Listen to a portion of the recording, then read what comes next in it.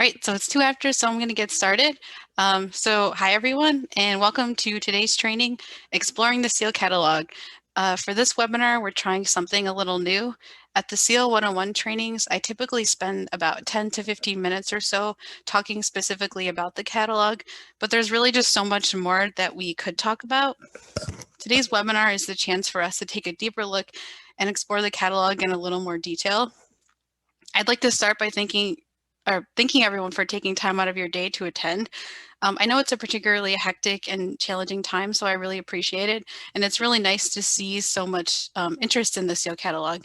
And if you haven't met me before, my name is Kelsey Milner, and I am the Resource Sharing and Cataloging Librarian at Southeastern. We also have Zach Spalding on the webinar here today. Zach is the Systems Manager at Southeastern. I am broadcasting to you live from Kingston. Hopefully my street stays quiet for the webinar. This morning there was a chorus of snowplows. So before we get started, I wanted to make just one note about Zoom. We typically download the chat after events, and this is just to make sure we haven't missed any crucial questions. I like to give attendees a heads up that we can kind of see all of the messages, even ones that were sent between attendees. I also wanted to note that we're going to be recording the webinar, and I will be sending that to everyone who registered along with this PowerPoint. I've baked in some time to address questions as we go along. It's a little challenging to see the chat Zoom screen share, the chat in the Zoom screen share. So I'll be stopping periodically to check for questions, probably every 5 to 10 minutes. This will also give us a little breather between sections.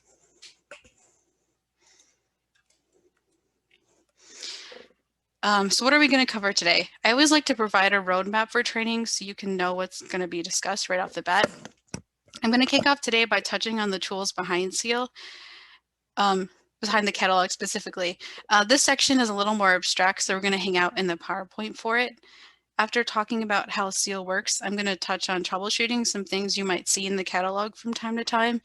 This is largely based on some of the questions I've received from SEAL users, but if you have any questions of your own, feel free to put them in the chat too.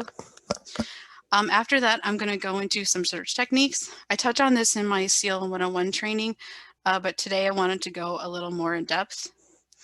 And the SEAL catalog has two distinct functions, both as an interlibrary loan catalog and as a general union catalog for the region. And basically this means the catalog can access holdings data for libraries beyond just those who agree to participate in ILL. So the last thing I want to touch on today is the role of this regional union catalog and a few different ways that it can be used. So as we talk a little about the behind the scenes of SEAL, I wanted everyone to have the catalog fresh in their mind, but it also felt a little weird to hop out of the PowerPoint and back into it, so I took this screenshot instead. This screenshot was taken right at the moment when I hit search for a rather thematic title, The Snowy Day. And this moment encapsulates what I want to focus on for this first section, the tools that make the SEAL search possible. SEAL has been in its current iteration since 2016. Some of you might remember the old software that was used called VDX. Finding something new when the time came was a daunting task. The SEAL catalog had to be able to search multiple library catalogs from different vendors at once and structure that incoming data in a way that could be both user-friendly and utilized for regional interlibrary loan. The product that was eventually decided on is called Master Key Connect, and it's from the company Index Data. Master Key Connect is a meta search system which allows for the targeted searching of multiple resources from one single interface. I've included a graphic from the Index Data website, which I think visualizes this really nicely. And Index Data as a company has a long history of creating these meta search tools for libraries and other cultural institutions. They've also done a lot of work creating tools that utilize a protocol called Z39.50 for performing searches of bibliographic data from libraries. This is the method the SEAL catalog utilizes for searching regional libraries and providing holdings information. I know in my initial description of the webinar, I mentioned we would do an in-depth look at Z39.50. Subsequent research has suggested we could probably spend the whole hour just talking about this. So I'm going to do more of a brief overview instead. And if you have any follow-up questions on this, please feel free to put them in the chat. Z39.50 is a client-server communications protocol, and it's used to facilitate the searching and retrieving of data from remote databases. The protocol grew out of an effort in the 70s and 80s to standardize searching between some of the major OPACs at the time, including OCLC and the Library of Congress. The challenge with this was that there was little consistency between different systems in how they responded to searches and requests for bibliographic records. Z39.50 fixes this issue by providing a standardized language of sorts so that a search from a single interface can be interpreted consistently by multiple libraries at the same time. I read one overview of Z39.50 that described it as an Esperanto language, which I thought was a neat way of describing it. And if you recall, Esperanto was the language that was developed to be a second universal language. So essentially, when a search is placed in SEAL, that request is sent to each of the individual library servers, or targets as they're also called, and they respond with results based on their interpretation of the search query. Ultimately, Z39.50 acts as a sort of backdoor into library catalogs. In addition to its use in SEAL as both the basis for a union catalog and an ILO catalog, it's also used a lot for copy cataloging. It can be an easy and free way to get access to and download MARC records without going through a vendor. The structure of Z39.50 allows for fairly robust searches. Users can search using a variety of Boolean operators like and, or. You can also use quotation marks to indicate phrases. Title, author, and ISBN searches are often the most effective searches, I would say. However, and this is something I'm going to go into more detail in the searching section.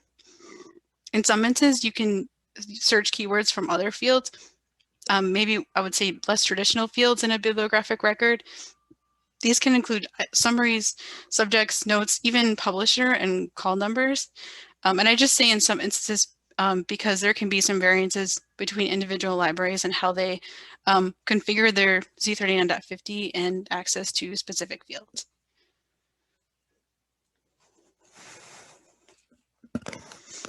Now that we've touched on the mechanism behind the SEAL search, I'd like to focus on what happens once a search is complete and the information is received in SEAL. The master key tool interprets and formats the results in a functional way. It compiles matching records and holdings information into one search result and then sorts these results with an algorithm that ranks them by relevancy, and that's based on the initial search term that you entered. And because these searches are being conducted live, they bring in up-to-date availability statuses for libraries. One thing you might have noticed using SEAL is that results can come in over a different period of time. The differences in time are due to how long it takes the servers for individual libraries to respond to requests for records. And the master key product was designed so that you can start viewing and clicking on your search results right away. The results will continue to populate even as you use it.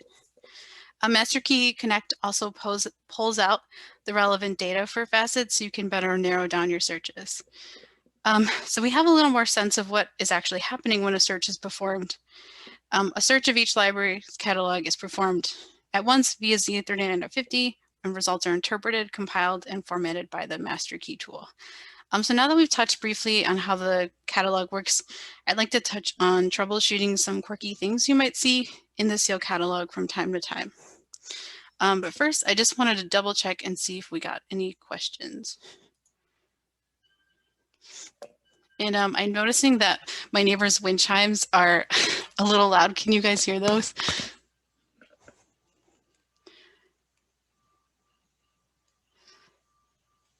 Okay, so yeah, we can hear them. Okay, I'm sorry about that. I don't even notice them anymore because they're kind of, it's just every day. It's very calming. But so for this next section, I'm actually going to hop out of the PowerPoint and back into my browser. So let me just hit escape.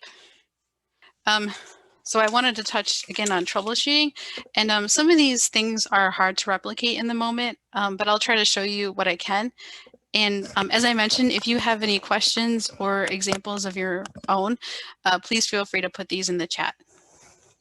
So I would say one of the the noticeable things about the seal search is that records don't always compile into the same record. It's really hard to try and make this happen on the fly, but I'm just going to attempt by searching the book Educated by Tara Westover.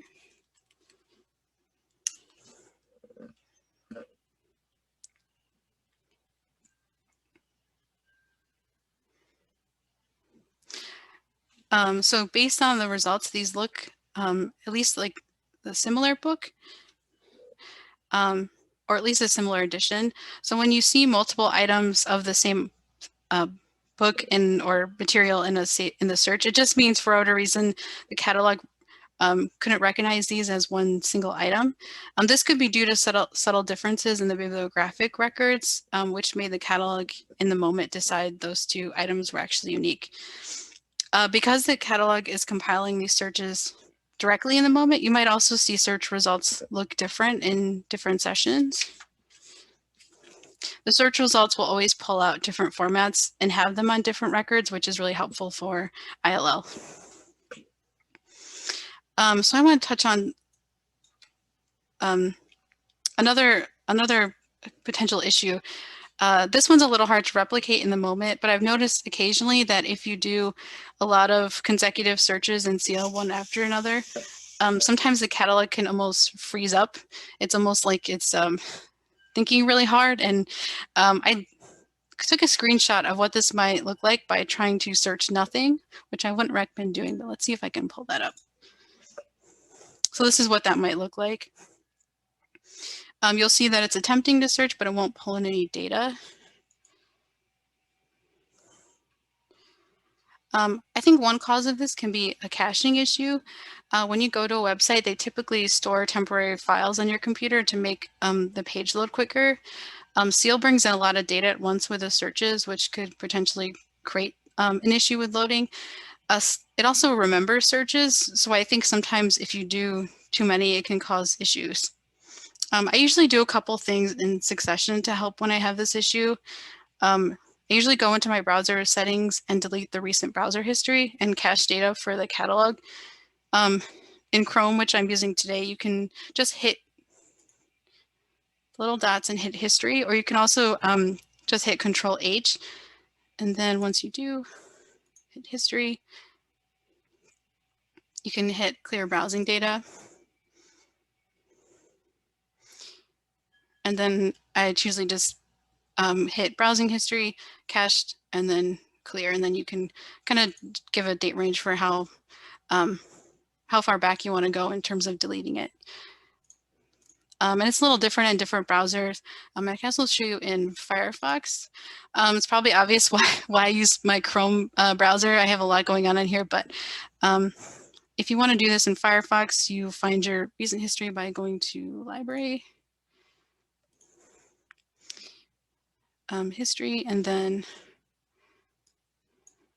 Clear Recent History. It's kind of a similar thing where you can choose which different things you want to delete. One thing I also do usually when this happens is after deleting the data, I also X out of the catalog and come back into it, or I'll just completely reload it. And usually once that is done, it'll work okay again. So the last kind of troubleshooting thing I wanted to touch on is one that's actually a little more ILL focused, which I don't really talk too much about today, but this is a question I get a lot, so I wanted to talk about it really quickly. I want to share some of the reasons why you might do a seal search and end up on the ILL request screen that says there are no libraries available to request from. This can be confusing, especially if maybe it seemed like there was a library who could send it. I'm going to do a quick search just to show you what that message looks like. I find sometimes it's better to talk about things when you can actually visualize it. So I'm going to do a search for the book library, information, and resource sharing. Incidentally, this is actually a pretty good book about interlibrary loan. Let's see. Okay, this is what I'm looking for. So if I hit request, oh, whoops.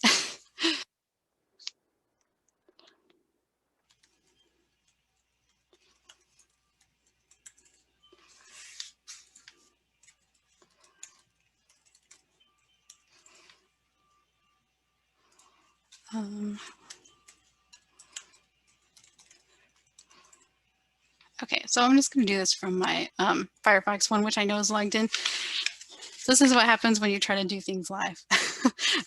So what did I search for? Library, information, and resource sharing.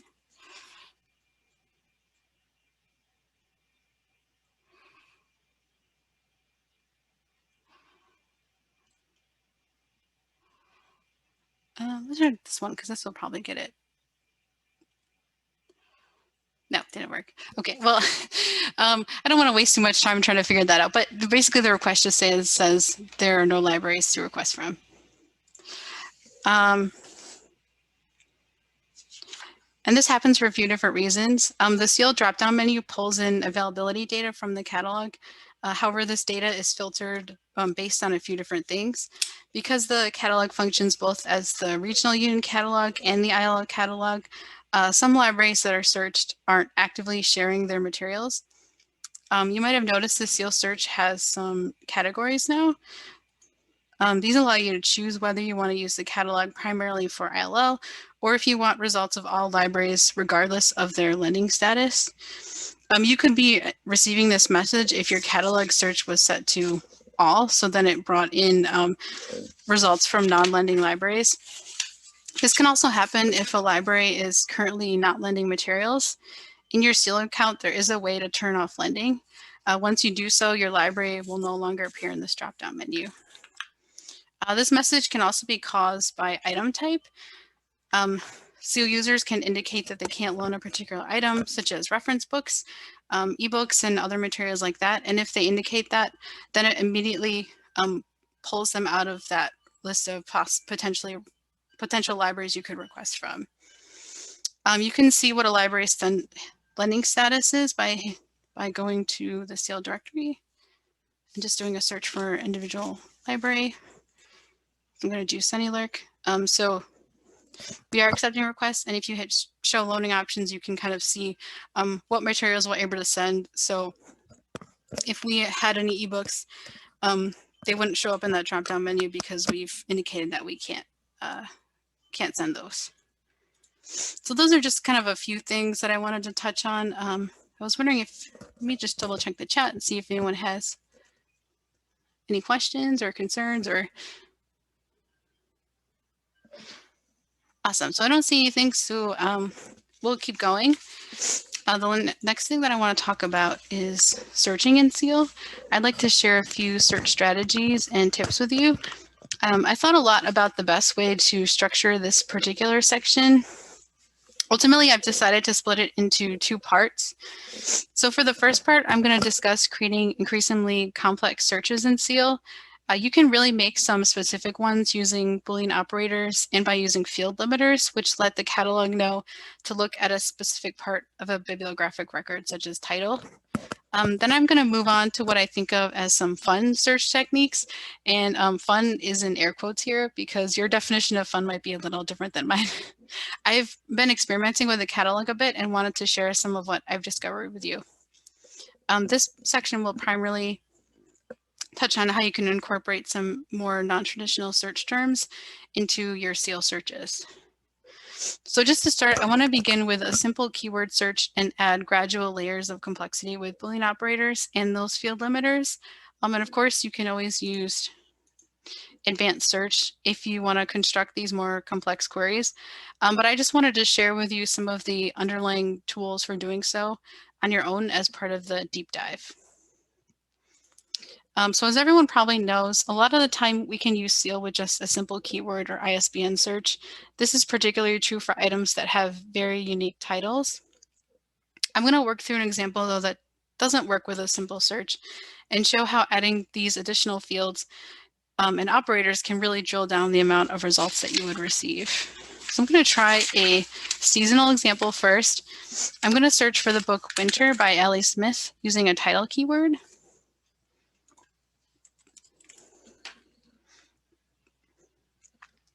As we can see, looking at our initial results, this is 100% not an effective search term. I've gotten a lot of unrelated winter results back. That's because this search is pulling titles, but it's also matching on things such as item summaries or subject headings. One super quick way of dealing with this, which is kind of a little bit of a hack, is just to add another keyword that is unique to that title. The most common and probably effective one would be the author's last name. So I'm going to try searching for Winter Smith. Now we're basically telling the catalog to only return results including those two words somewhere in the record. This one is somewhat effective. We have the book we're looking for is along the top results. However, you can tell the catalog to be even more specific in its search by using a field limiter. Seal has the capabilities for a variety of these, and these include TI equals for title, AU equals for author, SU equals for subject, and date equals for publication dates, and then term equals, oops, it would help if I could spell, term equals for general keywords. One quick thing to note with the TI equals search, if the title you are searching starts with the or a, sorry, that's hard when you're just trying to read the letter. You can generally omit those words and it won't affect your results. So I want to compare the effectiveness of TI equals with a different search really quickly. I'm going to do a search for the search term tabby cats, not to be super stereotypical. So we do a search. Oh, I meant to put this on all. So we would get a little more robust search results because this is going to include all of the libraries, not just ones who are doing ILO right now. Okay, so we can get over 300 results. However, if we did a TI equals search, TI equals tabby cats, we narrow this down pretty significantly. Now we're down to just 11. So apparently this is a popular term that's included in records, but maybe not a popular title. However, if we went back to that initial search we were doing for winter, if we put in the TI equals, it still isn't specific enough just because the word winter is too broad, even looking at just the title field. So we can actually combine the TI equals and the AU equals searches. One thing that's a little different with these types of searches, if you want to combine terms, you have to use and, just because if you search TI equals Winter Smith, it would confuse the catalog a little bit into thinking you want to search the title for something called Winter Smith. This and will tell the catalog very specifically to look at the title and author fields in bibliographic databases. So let's try it out and see how effective it is. I'm going to structure the author's last name how you would typically see in a catalog record, which is last name followed by first name. So I would do TI equals Winter and AU equals Smith. You can typically do this search just on the last name, but since Smith is a little more on the general side, I wanted to add in the first name for another layer of specificity. So let's see, let's try this one. Okay, and this was pretty successful. We narrowed this down to just 7 records. There are a few other Boolean operators that you can add in your searches to create this specificity. The first of these is or. It's similar to and, but instead of telling the catalog both items need to be present in search results, it's saying either of the terms could be present. In this way, it can help to broaden your search a little bit. This is low-hanging fruit, but I'm going to search cats or dogs.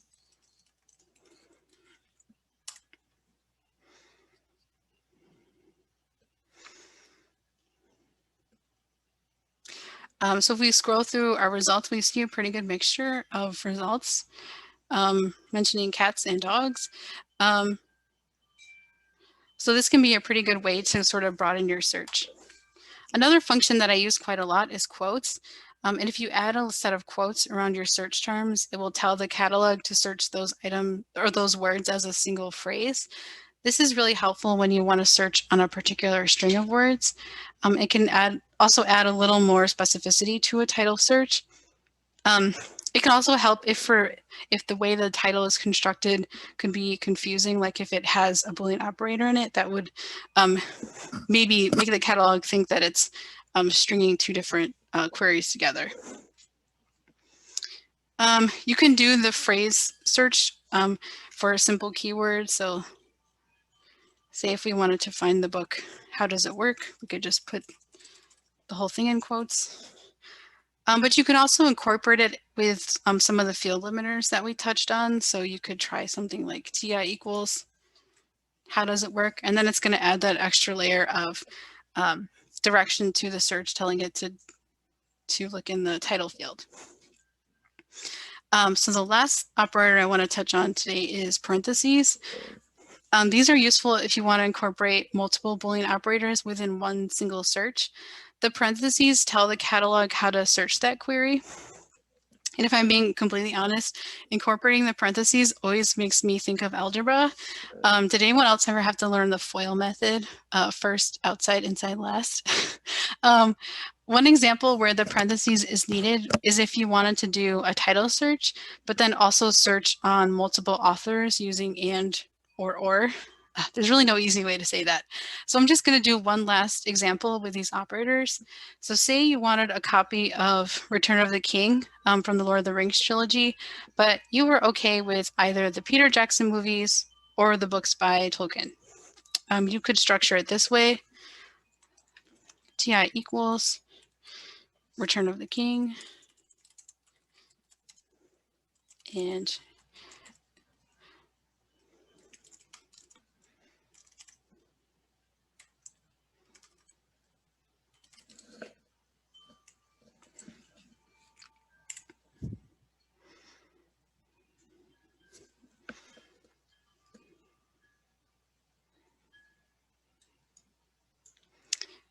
it's thinking. I might have structured this wonky.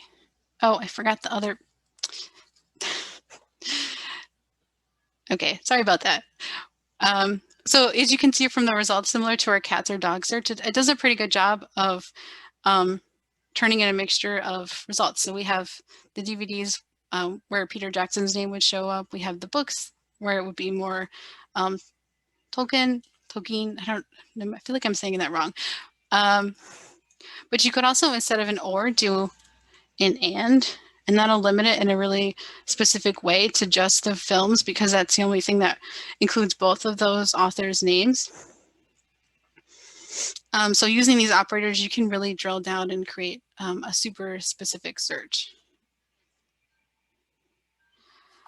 So I just wanted to check and see if anyone had any questions about this. Would advanced search for title equals get the same results? Yeah, because this is actually what the title search is, an advanced search is doing. It's adding that the TI equals and then and you can kind of choose if you want it to have the quotes. So you can choose, this phrase will make it have the words will need to be consecutive, and then you can also change it a little bit. So just so you, and what's really cool about the advanced search is it tells you exactly what it's searching on. The only thing that's a little more challenging to do in advanced search is an or search, because I think the default is just, it's going to put an ands if we search for, like, you could do a keyword with like a date or something. But the default is just going to be and. So advanced search is a really quick way to do this if you want to make sure the syntax is right, because as we saw from my first attempt at doing the or search, I forgot one of the quotation marks. So it can be a little challenging sometimes to structure them. But it also, I thought it could be interesting to kind of know how that works. So if you can do it, just kind of come to Seal and immediately do that specific search. Sometimes I'm very stubborn and I kind of use advanced search as a last resort. I do that with WorldCat a lot, where I'm just like, I will find these results. But yeah, but advanced search is a great tool. And one of the other Boolean operators that I didn't really touch on yet is actually truncation. So Z39.50 allows for the use of searching on a root word. and then putting the little asterisk, and then it'll search variations of the word. So the biggest example I've seen with that is laughs. It could also search laughter, laughing, and this is I've done a few searches with this, and it is pretty effective. It will bring in other things. The only thing is that I think just the way master key works, it prioritizes the root word. So most results come in first for laugh, but if you kind of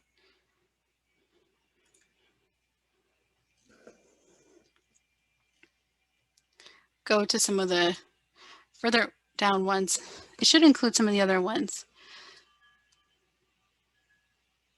But yeah, that is something that there is a functionality for.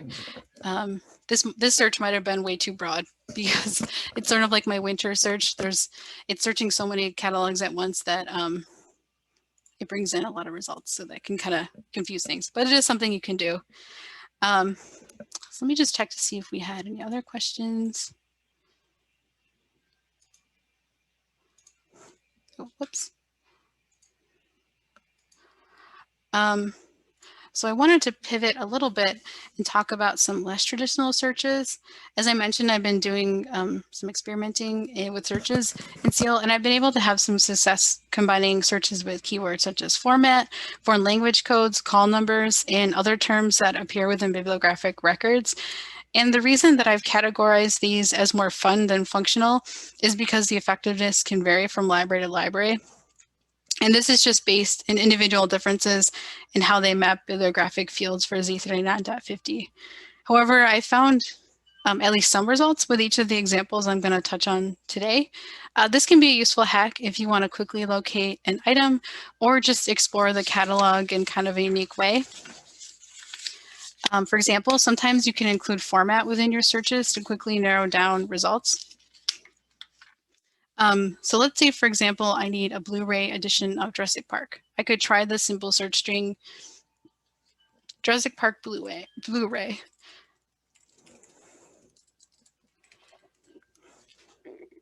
And of course, as we just talked about, you could format this with some more specificity in the title field.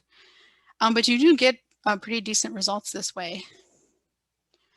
I could also try Jurassic Park CD.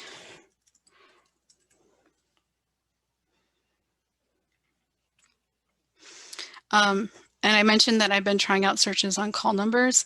This can act as a general subject search or a way to browse holdings. So Z693. This is the starting string for Library of Congress call numbers, focusing on library cataloging. And if we just do a search on this call number, we do get a pretty good amount of results, and they're pretty targeted and specific.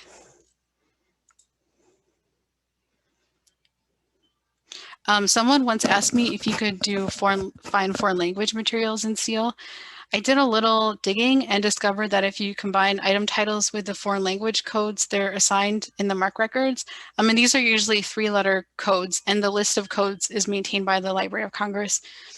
Sometimes if you incorporate these codes into your search, you can have some luck finding those materials in SEAL. So just as an example, I'm going to try searching very hungry caterpillar, SPA. And SPA is the 3-letter code that is typically assigned to items that are written in Spanish.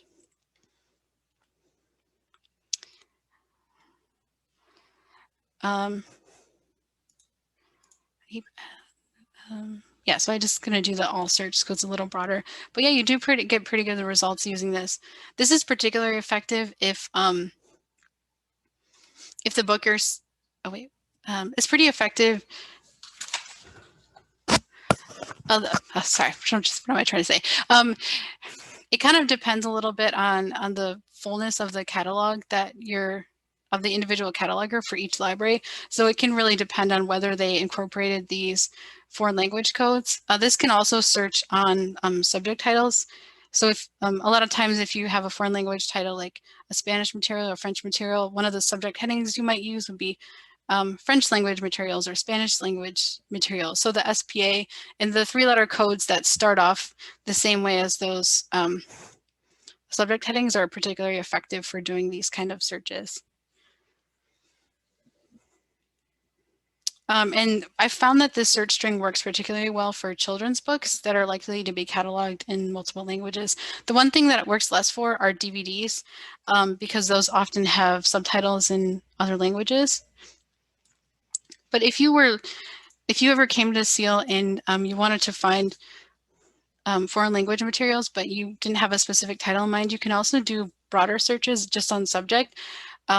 Because Seal really does have a lot of functionality for browsing, as we've seen. You can kind of use it in some unique ways and drill down to find materials even if you don't have a specific title in mind. So let's say if you wanted to just find materials that were written in French, you could do SU equals for subject equals, type in French language materials. And it'll bring in some results on that. And if you wanted to drill down even further, you could add, say, a second subject heading, something like juvenile fiction. And these two are really common subject headings for cataloging children's books in different languages. So doing something like this, you get a lot of decent results. So you can kind of find some different titles and so use Seal in that way as sort of a browsing tool. And the possibilities are really endless for this. I kind of just pulled out a few examples today, but it's really pretty cool. And I could probably keep going on and on about this. So I just wanted to stop and see if anyone had any questions or any thoughts on what I just touched on.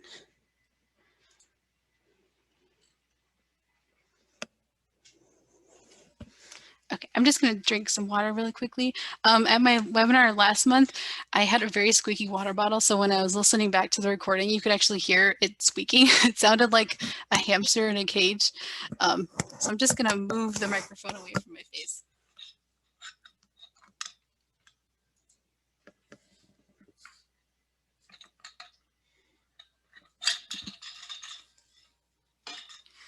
Okay, so the last thing that I wanted to touch on today was Seal as a general union catalog for the region.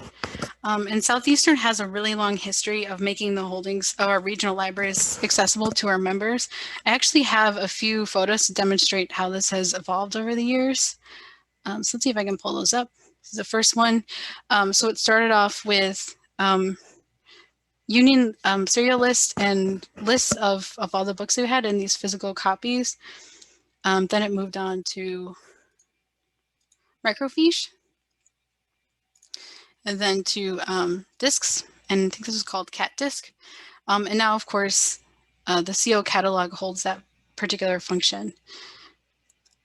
And I really think this is a really useful tool for, you know, both for interlibrary loan, but it's also really useful just in general as a regional tool. So I touched on earlier on these new categories, which allow users to choose whether they want to look at all the libraries in Seal, if they just want to focus on lenders, and they can also drill down even further for just particular types of libraries. So say you know you need something from the state library, you can just direct your search right to them. But this idea came from our regional interlibrary loan committee, Rick, and I'd just like to give them a shout out because I think it's made navigating the catalog a little easier. You can now basically choose how you want to interact with it, and I think that's really useful. So when using this catalog as the union tool, as a union search for the region, you would want to set it to all. So, and when you do that, it'll bring you results from all libraries, regardless of whether they're currently ILL participants. I like to think of Seal when it's used in this way as kind of a baby WorldCat. And WorldCat is the global database managed by OCLC where libraries from across the world can upload their holdings. And when you do a search in WorldCat, it'll typically show which libraries a particular item is located at. It also sorts results geographically. So in theory, you can see libraries that are closer by right away. And WorldCat forms the basis of a lot of OCLC's tools like World Share Interlibrary Loan, also for their cataloging tools. However, though WorldCat is a great tool, it really just doesn't have the kind of granular results that we see in SEAL, particularly when it comes to our regional libraries. And this is particularly true for consortia such as public library systems and our school library systems. So I wanted to do a comparison search in SEAL and WorldCat just to demonstrate how SEAL really paints a fuller picture of our regional holdings. And I promise this isn't me making fun of WorldCat because I use it all the time.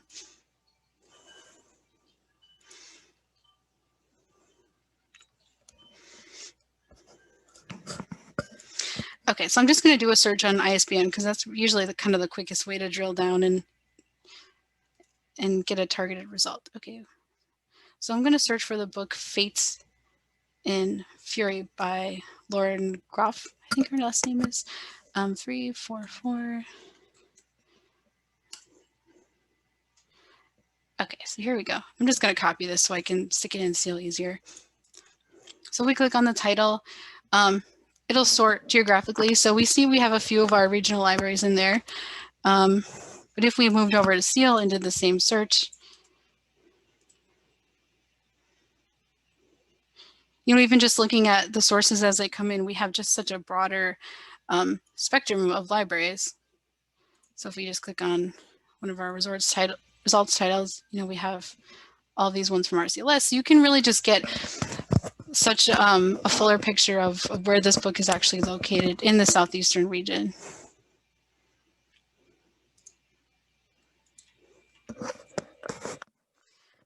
So this knowledge, I feel like, can serve a variety of purposes. The main thing it can be used for is directing patrons to where a specific item is located at, if it isn't accessible via SEAL through interlibrary loan, or if the patron, for whatever reason, needs immediate access.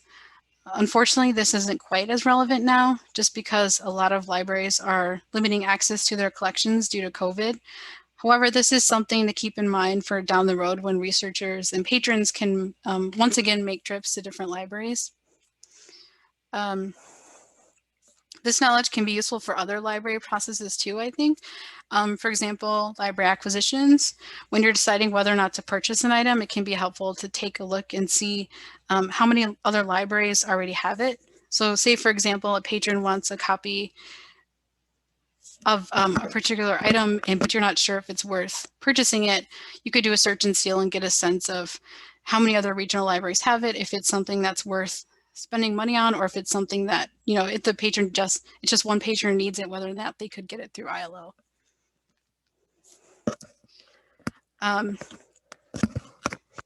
This can also be useful in conjunction with other interlibrary loan services. For example, our 2 public library systems have ILL services available for when you can't get an item directly through SEAL. And we also have some ILL services available through Southeastern. So just for example, I'm going to go sending an alert.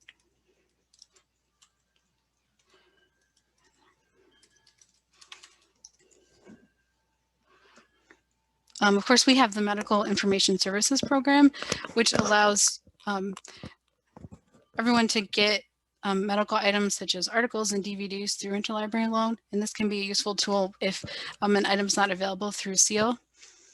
We have an agreement in the Southeastern region not to charge other regional libraries for ILLs.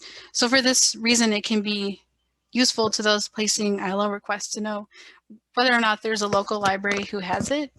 So not only does this increase the likelihood that an item can be received for free, but it can also ensure that an item will arrive faster. So does anyone have any questions about this?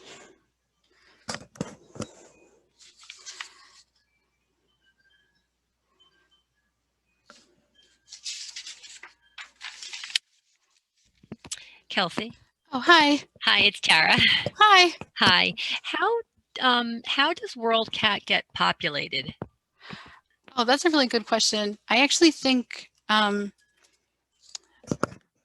not positive about this, but I think maybe holdings have to be manually uploaded, or maybe they can be uploaded by some kind of data exchange. That's actually something I'm not 100% sure on because I've never actually done it before. But I know it's not doing a live search in the moment. I know like the holdings are static in the sense that they're kind of all uploaded, if that makes sense. I can jump on that one a little bit. Oh, sure. Thank you. So We have they do have to be cataloged either in like usually manually. We used to do that for some folks way back. If for journals, we used to have a person on staff who handled that. We also, one of my first tests when I first got hired 15, 16 years ago was to send quarterly updates to OCLC on some holding information, mostly journals again. But again, that's kind of how, and you had to be an OCLC member and you had to pay into that service. So eventually it just dropped off. Nobody wanted to pay the prices anymore. So the whole thing just kind of fizzled at that point, and everybody just kept with their local catalogs.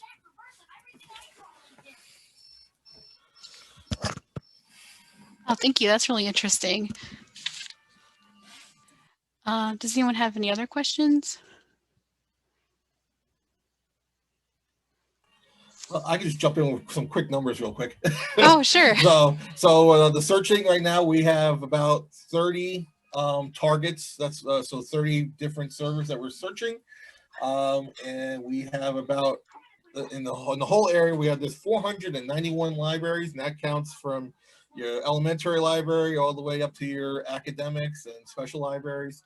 And we have about 177 of them that are active in SEAL right now. So those are your library numbers. Oh, that's really cool. Yeah, it's always interesting to hear exactly just how many different libraries are being searched at once. So we did end a little early. I kind of, but before we go, I did want to share with you that link for the all call, oops, which is at 3. So you might remember that earlier this year we hosted those weekly meetings, and that was just a way for people to check in and talk with other staff. So we're reviving it today for a holiday celebration. So it'll be a light, easy way to, or fun way to say hi to everyone and hopefully inject a little bit of festivity into your day.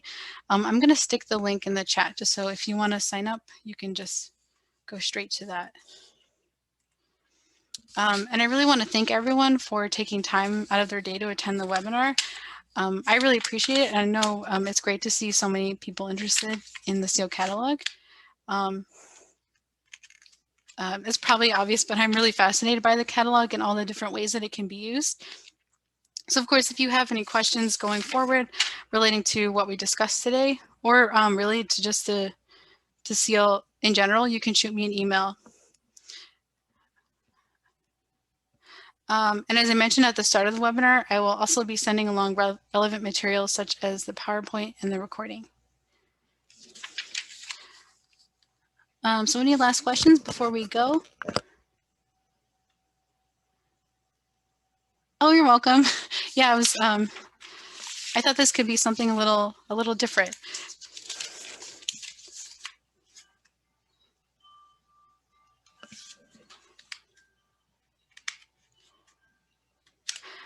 Oh yeah, and someone had asked about the SEAL 101 webinar. So if you weren't able to attend that and you'd like that, I can send a link to that recording as well. So just shoot me an email, kelsey@sunnylark.org, and then I can make sure to send you a link to that.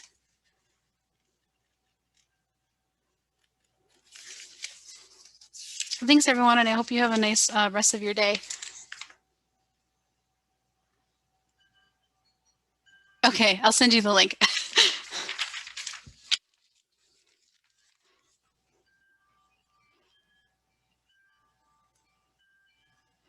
Okay, so I'm just going to go ahead and end this meeting for everybody. All right, bye everyone.